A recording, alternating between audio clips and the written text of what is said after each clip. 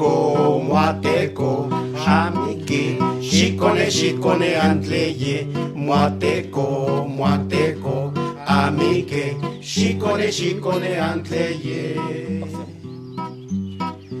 Muateco, amike, shikone antleye, muateco, amike, shikone antleye.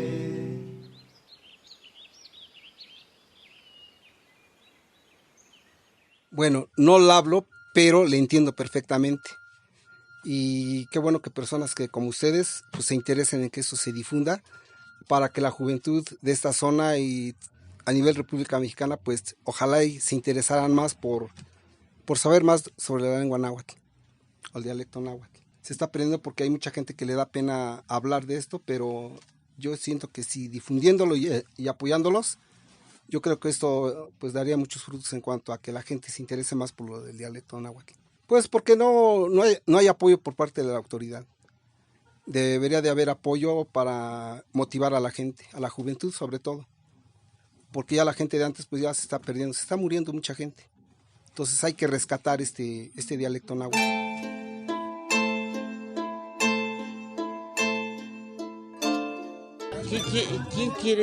¿Qué quiere saber? ¿Qué les voy a decir? ¿Y esto usted lo ha inculcado en sus hijos y nietos? Sí, pero no les gusta que les diga yo de náhuatl. ¿Y por qué? Porque no les gusta. Por eso ya no les digo. Sí. Pero no le ha dicho por qué no tienen interés o algo así. Dice que les da vergüenza lo que digo yo en náhuatl. Pinahuatl, clinequetoa. Guanene que yo les quiero enseñar. Así que. ¿Y vergüenza porque hay cierto...? Porque no le gusta cómo habla uno. Pero pues sí, es bonito saber náhuatl. ¿Por qué diría usted que el náhuatl es una lengua bonita, como dice usted, e interesante? Antes hablaba así las personas.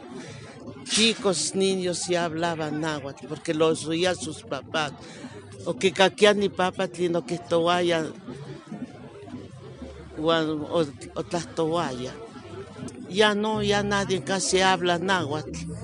Y yo, como pues lo oía yo desde chiquita, onescaquea desde tzitzequetzi, onescaquea no tlastoaya náhuatl, por eso onexalo.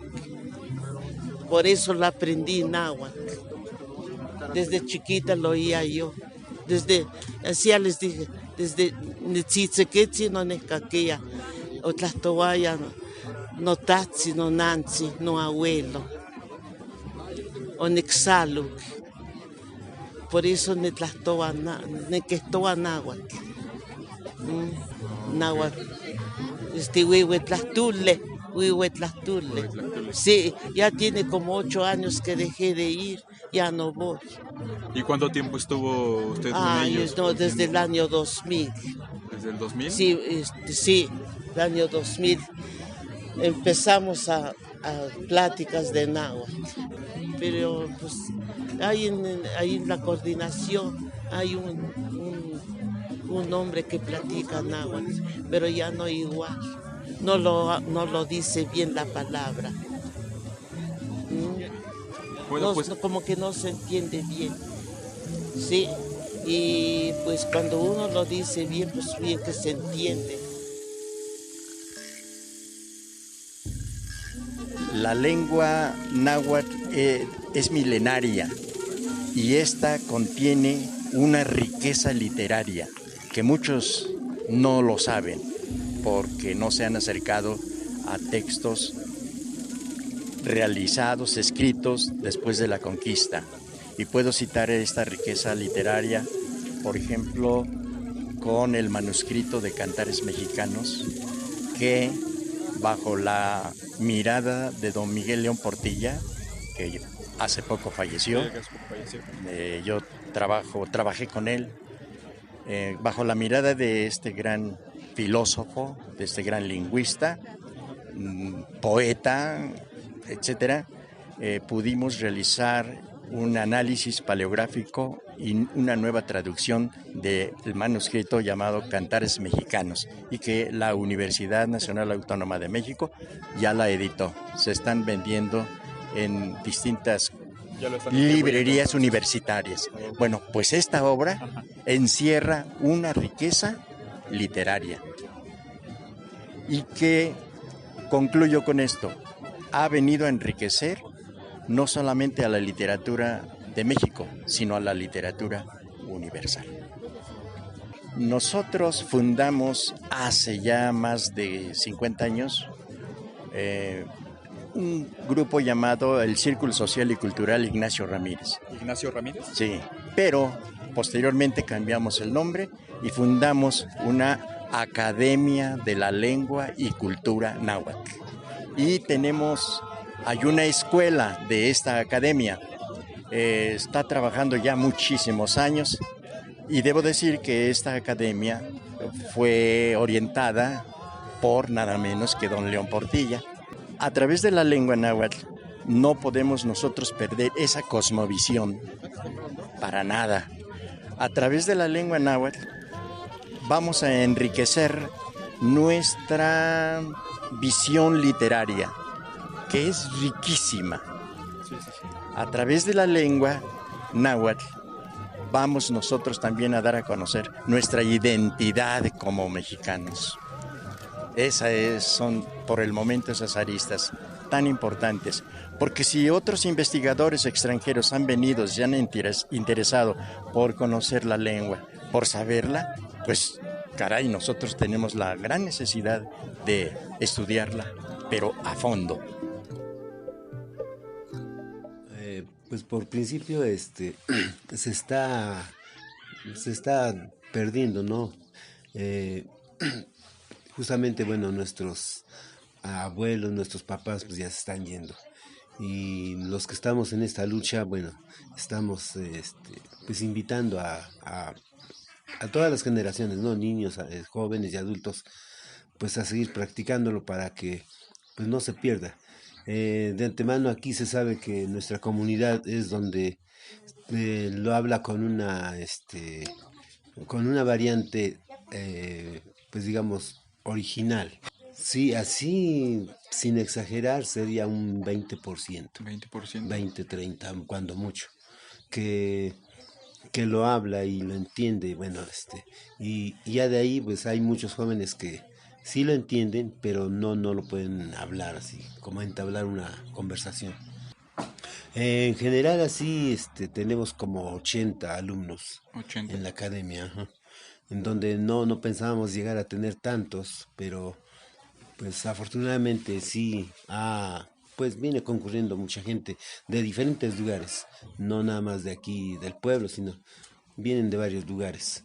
Esto creo que repercutió no nada más en esta región, por lo que yo tengo enterado que ha repercutido a nivel pues general, ¿no? De todas las demás etnias. Cuando uno como estudiante, tú vas a la escuela y te escuchan hablar esta lengua, te empiezan a hacer el bullying, ¿no? Que hoy le llamamos. Bueno, eso a nivel aquí, digamos, primaria, secundaria. Peor, tantito llegabas a otro nivel, ya más allá, pues eras como que discriminado, ¿no? Entonces eso es lo que nos llevó a, pues no, mejor lo dejo, ¿no? Ya no sigo hablando. Pero bueno, quiero pensar que los jóvenes que no tuvieron esa madurez de decir, no, bueno, soy así, soy de allá y yo quiero seguir practicándolo, ¿no? Pues por eso mismo yo creo que se dejó de practicar. Otra, he escuchado que en las casas los papás les decían a los hijos, ya no hables en náhuatl, mejor habla el español, porque si no nomás te van a criticar. En la escuela, pues los maestros, ¿no? Como vuelvo a repetir, siempre hacen uno de menos. Entonces, fueron varios factores, ¿no? Los que nos hicieron cambiar olvidar nuestra raíz, ¿no? Justamente sabemos que si viene un inglés, pues habla su lengua, ¿no? Si viene un japonés, su lengua. Y bueno, dicen, vamos a México, pero ¿qué hablamos acá? Pues el castellano y no nuestra lengua, ¿no? Yo creo que eso es lo que nos debemos dar cuenta, cuál es nuestra raíz pues por principio, ¿no? Y no avergonzarnos porque pues esta es nuestra lengua que debimos hablar. Desafortunadamente lo que sucedió en aquellos tiempos, quienes llegaron pues a querer destruir esto, pero no acabaron con todo, ¿no? Los que quedamos seguimos ahí luchando. En este caso aquí nuestra variante, y esto se ha escuchado de forma así como que general. Oye, ¿por qué en Santana tiene una forma de hablar como cantadito? A mí no me avergüenza comentarlo, decirlo. Aquí en nuestra comunidad pues tenemos esa forma o otra forma más bien de subsistir, trabajar el campo, ¿no? Sembrar maíz o dedicarse a los animales también. Es una forma donde pues como nuestra segunda opción de trabajo, ¿no? Porque si nada más estamos pensando de mi trabajo a mi casa, de mi trabajo a mi casa, la verdad pues con lo poco que nos pagan Sí, pues no.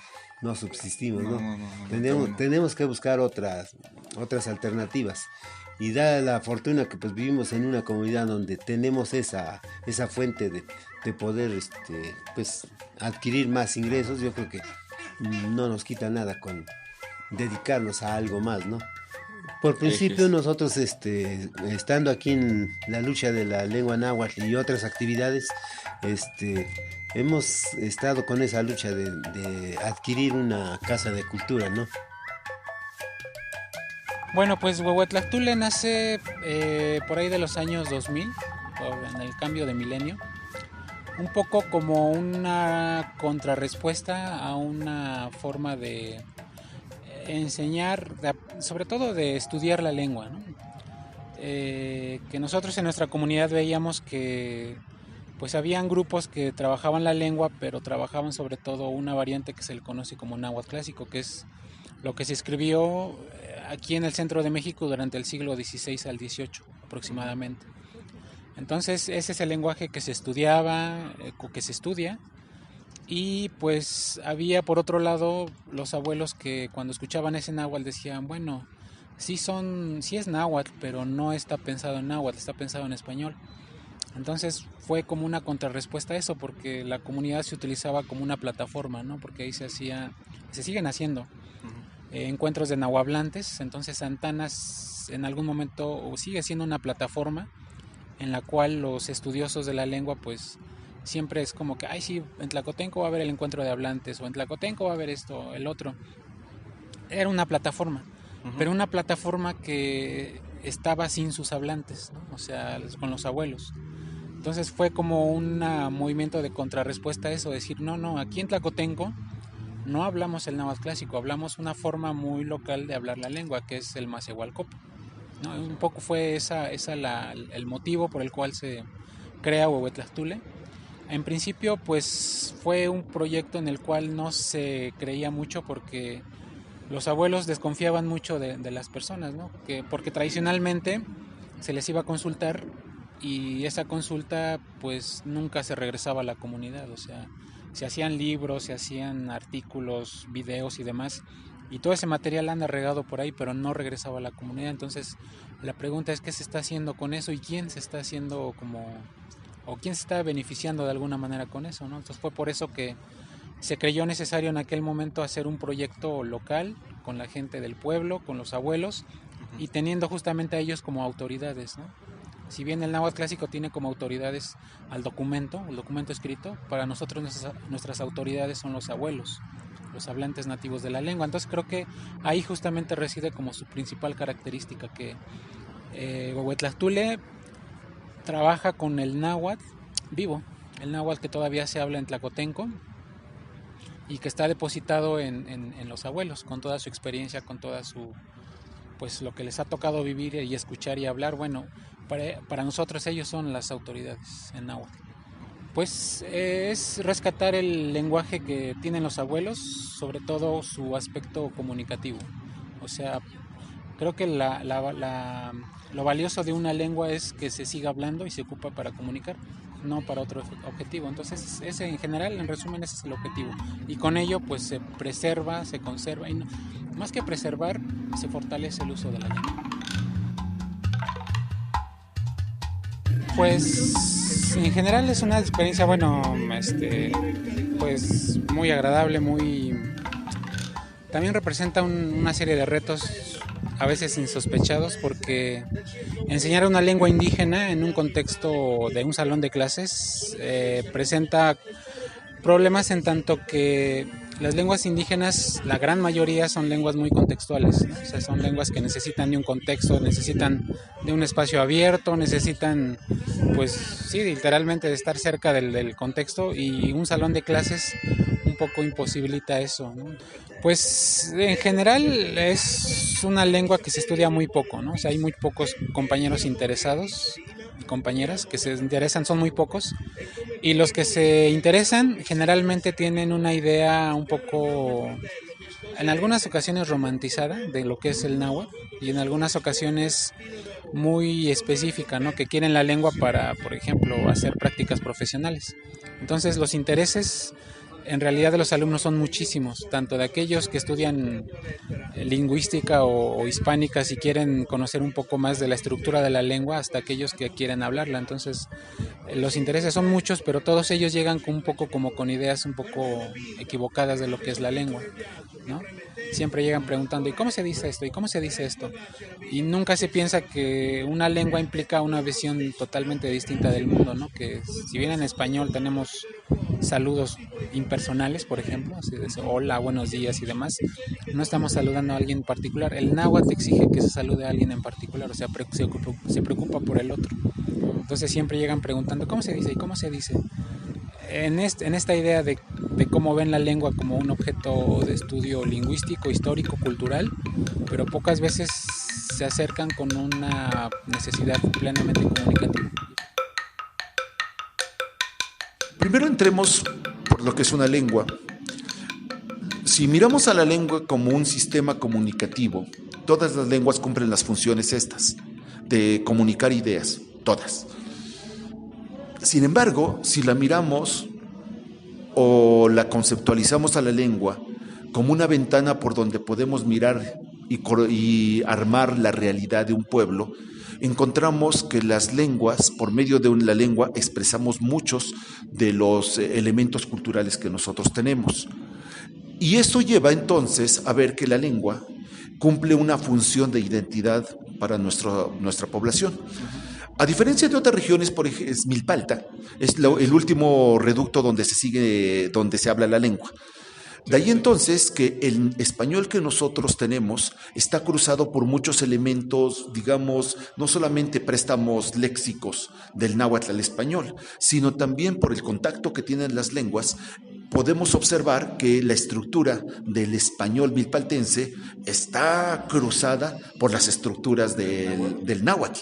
Y entonces lo que nosotros vemos que muchas de estas, de la parte de cosmovisión se siguen presentando y están presentes en el habla española, pero sobre todo más en la parte náhuatl. Uno de los elementos que nosotros hemos tomado en cuenta para enseñar ha sido definir qué es lo que queremos enseñar, cómo planteamos enseñar, y aparte de que cómo planteamos, sino qué tipo de náhuatl utilizar. Bien, quisiera esta parte enumerar. Yo les decía que desde hace más de 30 años varios de nuestros compañeros han estado trabajando. ¿Qué es lo que ha sucedido con estos compañeros que han estado trabajando aquí en Milpalta? Primero, los profesores, esta es una generación de profesores que, a diferencia de muchos otros, se fueron a la Ciudad de México, pues eran bilingües, hablan perfectamente el náhuatl, se van a la Ciudad de México, estudian allá y se percatan ellos y observan que el náhuatl cumple un papel importante dentro de sus vidas. Terminan sus carreras y cuando terminan sus carreras, este grupo de profesores regresan, pero no solamente regresan, sino que ya la hablaban, empiezan a estudiar la lengua de manera sumamente formal. Es decir, se van a textos. Entonces encontramos que aquí no solamente tenías a nahuablantes, que eran nahuablantes, que ya tenían una profesión, eran profesores de aula a nivel medio superior y en ocasiones primaria y secundaria, pero no solamente se quedaban en ello, sino empezaban a estudiar de manera metodológica la lengua.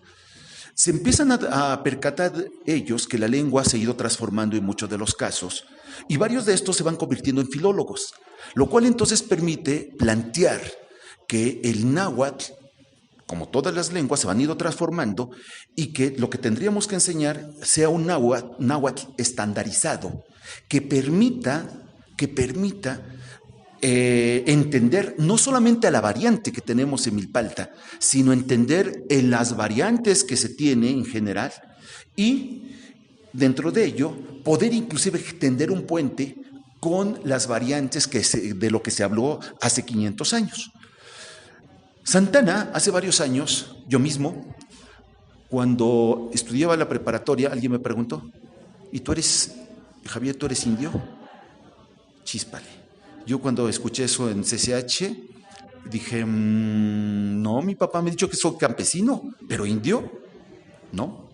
Sí. Hoy día puedo decir que soy indio, y soy indígena, que soy náhuatl y que soy sumamente orgulloso. Inclusive siempre he retomado aquella frase de Ignacio Ramírez, en ser indígena o en ser indio, mi vanidad se funda. Propiamente eso. Esto lo traigo a colación porque al principio no se aceptaba que la gente aquí hablase lenguas indígenas. No lo asumíamos como en sí. Hoy día, después de varios eventos que fueron encuentros nacionales de nahuablantes, se ha transformado y la gente ha asumido que puede hacer, que puede cambiar, que la gente ya se reconoce como náhuatl o como originario de un pueblo de estirpe náhuatl y digamos que ya es una identidad que hoy día la asumimos, ya la tenemos. Sí. Esa es una. Sobre una pregunta de qué tanto se ha transformado esto. El náhuatl en nuestro país no ha sido un medio económico hasta estos días. Económicamente es hasta las últimas fechas cuando se han empezado a generar varios proyectos, como varios grupos, las tlacualeras, los huehues y así muchos más. Pero eso es contemporáneamente. Y digo contemporáneamente porque los señores que les estoy comentando lo han trabajado desde hace 30 años, desde que yo tengo noción del mismo, lo cual nos está llevando propio a una situación de identidad. Pero que el náhuatl haya transformado económicamente a la región, no lo ha hecho, ciertamente, porque además cada vez menos lo hablan, también es una realidad. Es una realidad que tenemos de que cada vez mucha gente no se sigue asumiendo. Y eso lo amarramos con otras poblaciones. Somos pueblos originarios, que poseemos un territorio, contamos con un sinnúmero de elementos culturales que nos hacen verdaderamente tener un rostro y una fisionomía propia, lo cual nos permite contribuir a la propia nación. ¿Cuál es el Milpalta y el Tlacotenco que uno piensa? Que nuestros jóvenes puedan hablar náhuatl, puedan tener un buen contacto en el español y también puedan hablar o cualquier otra lengua occidental. Nosotros vemos entonces que siendo profundamente milpaltenses, que siendo tlacotenses, también sean ciudadanos del mundo. Es la idea que nosotros traemos sobre ello. Y para entonces lo que estamos planteando es que nuestros chicos tienen que conocer su cultura, tienen que conocer su historia, viven sus tradiciones, viven en su cotidianidad estos elementos de cultura, hay que hacerlos conscientes para convertirlos en ciudadanos propiamente que beneficien a su propia comunidad. Nosotros, a diferencia de otros territorios, tenemos tierras cultivables, somos profundamente agrícolas, somos rurales. Entonces, el náhuatl fortalece esa identidad a partir de muchos elementos que están allí en el campo, que están allí en la tierra. Nosotros lo percibo que las lenguas indígenas y particularmente la región de Milpalta, estamos como en una fiebre. Si logramos librar esta enfermedad de la modernidad, del neoliberalismo y sobrevivimos, Milpalta puede ser como un destino, como un espejo donde se pueden mirar otros pueblos.